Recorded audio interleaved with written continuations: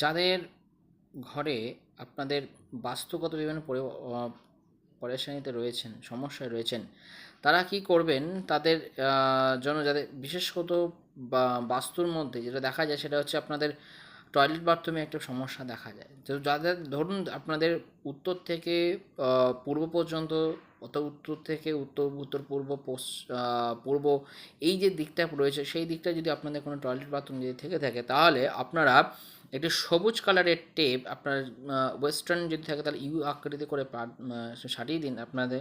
আর যদি Indian toilet হয় তাহলে সেটাকে আপনার চারদিকে চারটে কোণা প্যানের ঠিক চারপাশে আপনার সেই গ্রিন টেপটা লাগিয়ে দিন। দেখবেন আপনাদের সমস্যা ধীরে ধীরে বাস্তুদোষের সমস্যার সমাধান অনেকটা তৈরি হচ্ছে, মিটে যাচ্ছে।